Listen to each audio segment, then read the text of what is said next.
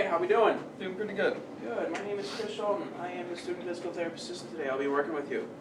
Before we get started, can you verify your name and date of birth for me? Yeah, Corey Grabo, 4/25/1995.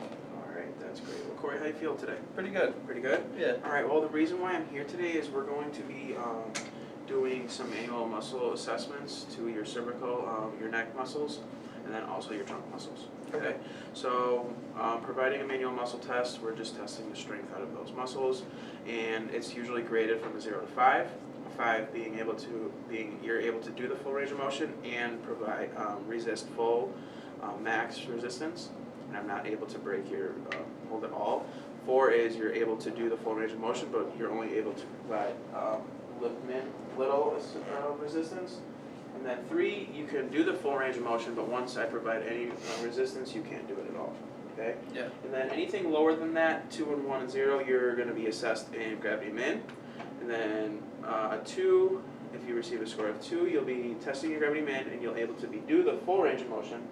And then 1 is basically you're not able to do any of the range of motion, but I could still feel some muscle activation.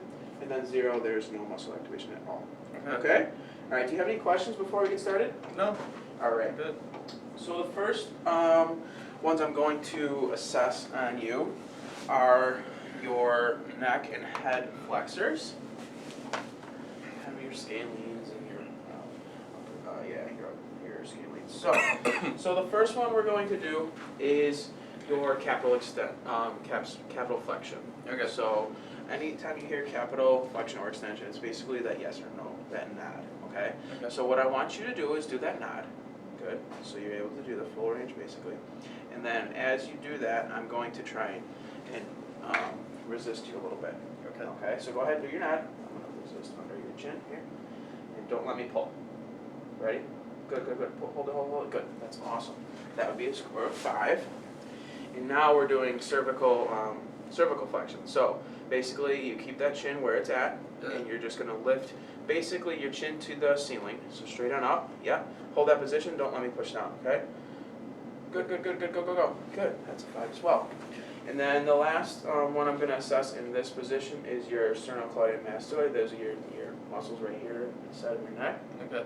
So to test your left side, you're actually going to be turning to the right. So over here. Good.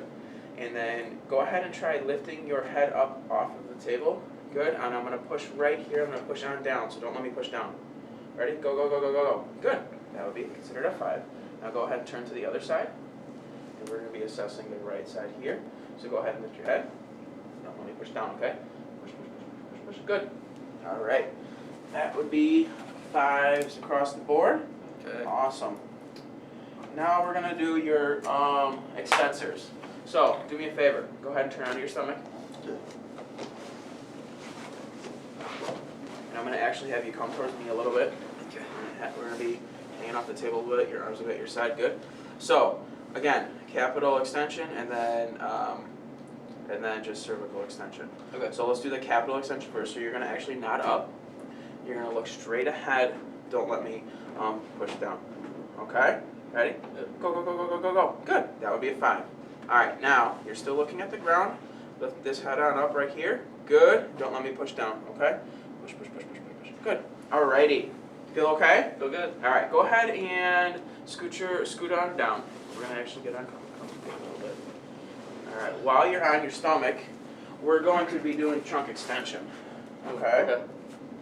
All right. So to do trunk extension, your hands are going to be behind your back, and we're going to try keeping our elbows straight out. And what I'm going to do is I'm going to provide some stability just above your feet, about right here, okay? Yeah. And what you're going to do with your hands behind your back, you're just going to lift your chest and shoulders off of the table.